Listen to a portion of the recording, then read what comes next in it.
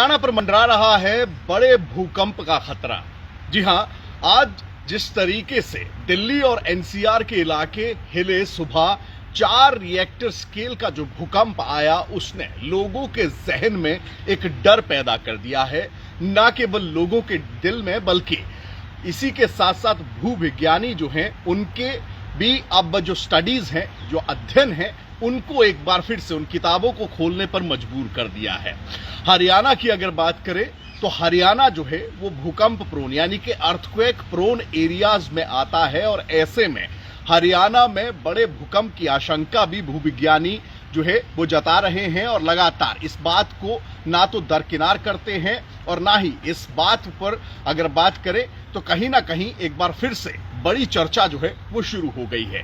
आखिर क्यों दिल्ली, एनसीआर और हरियाणा का इलाका भूकंप प्रोन एरिया में आ रहा है? क्यों बार बार जो है वो दिल्ली और आसपास के इलाके में, हरियाणा में भूकंप के झटके जो है वो महसूस किए जा रहे हैं? राम राम, मैं हूं विपिन परमार और आप देख रहे हैं इंडिया न्यूज हरियाणा का डिजिटल प्लेटफॉर्म। इस लाइव से जरूर जुड़िएगा क्योंकि ये लाइव जो है वो कहीं ना कहीं इस बात की, उन तथ्यों को सामने का रखने का काम जो है वो हम करेंगे कि किस कारण आखिर उत्तरकाशी से लेकर हरियाणा तक की धरती जो है वो लगातार हिलती नजर आ रही है, भूकंप के झटके झेलती नजर आ रही है। आज इस तरीके से दिल्ली और एनसीआर के इलाकों में सुबह 4 रिएक्टर स्केल का भूकंप आया, उसके बाद से लगातार लोग जो हैं वो डरे हुए हैं, सहमे हुए हैं। इसी के साथ साथ भूविज्ञानी एक बार फिर से अध्ययन में जुट गए हैं क्योंकि टेक्टोनिक प्लेट्स में जिस तरीके से एक बार फिर से ये जो हलचल हुई है और उस हलचल के चलते 4 रिएक्टर स्केल का ये जो भूकंप आया है उसने कहीं ना कहीं तमाम चीजों, तमाम तथ्यों को एक बार फिर से बाहर लाने का काम किया है। दरअसल हरियाणा के 12 ऐसे जिले हैं जो कि जो है वो फॉल्ट लाइन में आते हैं। ये फॉल्ट लाइन क्या है इसके बारे में भी हम आपको बताएंगे। ये 12 जिले जो हैं वो भूकंप प्रोन एरिया के जोन 4 में आते हैं।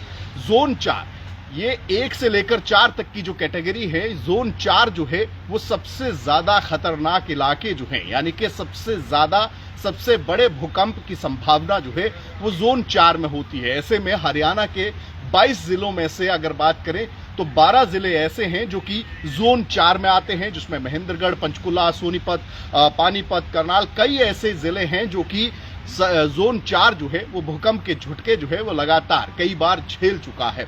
अब ऐसे में लगातार इस फॉल्ट लाइन का जिक्र आता है। फॉल्ट लाइन वो लाइन है जो कि हिमालय की रेंज में सबसे करीबी पड़ने वाले इलाकों में, यानी कि जहां पर भूकंप या फिर धरती के कंपन को सबसे ज्यादा महसूस किया जाता है, सबसे ज्यादा डेंसिटी में महसूस किया जाता है, उनको रखने का काम किया गया है। इसके बाद जोन 3 आता है, जोन 2 आता है और जोन 1 आता है।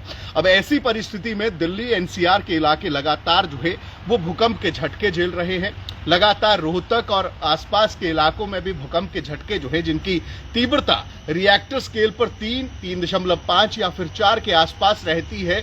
अब भूविज्ञानी इस बात को लेकर मंथन करने में जुट गए हैं कि क्या 4 या 4 से ज्यादा का अगर भूकंप आता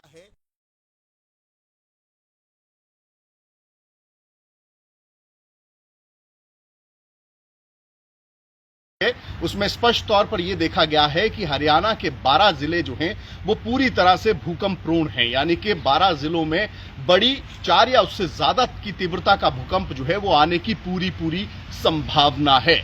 ऐसे में भूकंप आखिर आता क्यों है?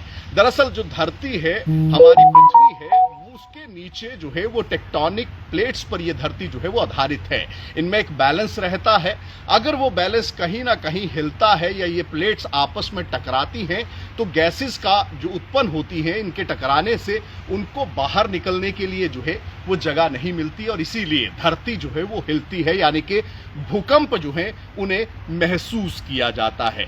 अब ऐसे में एनसीआर रीजन की अगर बात करें, ना केवल एनसीआर रीजन बल्कि जो जोन 4 के इलाके हैं वहां पर बड़ी बड़ी इमारतों की कंस्ट्रक्शन हो रही है, हाई राइज बिल्डिंग्स बनाई जा रही हैं, लेकिन जो बिल्डिंग्स बन भी रही हैं क्या उनमें भूकंप प्रतिरोधिता के मटेरियल का इस्तेमाल किया जा रहा है? ये बड़ा सवाल है क्योंकि जिस तरीके से आज सुबह सुबह तमाम जो बेड्स थे वो हिलने लग गए, जो लोग कामकाज कर रहे थे उनको स्पष्ट तौर पर वो कंपन जो है वो भूकंप का महसूस हुआ, तो ऐसे में कहीं ना कहीं चिंता का सबब जो है वो खड़ा हो गया है कि अगर 4 या 4 से ज्यादा की तीव्रता का भूकंप आता है तो क्या हम लोग तैयार हैं? ये जो जोन 4 के 12 जिले हैं हरियाणा के, क्या इनमें भूकंप प्रतिरोधिता को लेकर क्या उन तमाम गाइडलाइंस, उन रूल्स को फॉलो किया गया है?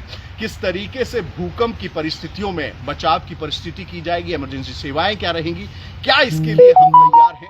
तो लाजमी सी बात है, भूविज्ञानियों के साथ साथ कहीं ना कहीं अब प्रशासन और तमाम लोगों को भी ये सोचना होगा कि इस तरीके के जो बदलाव हैं, जो टेक्टोनिक प्लेट्स में लगातार कंपन या टकराव देखने को मिल रहा है, उसके चलते ये परिस्थिति पैदा हो रही है, जिसकी आशंका भूविज्ञानी भी जता रहे हैं कि आने वाले समय में ये हो सकता है कि हरियाणा में कोई बड़ा भूकंप जो है वो अपने झटके महसूस कराता हुआ दिखाई दे।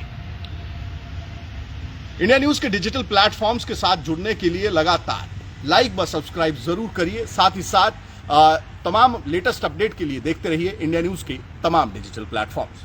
राम राम।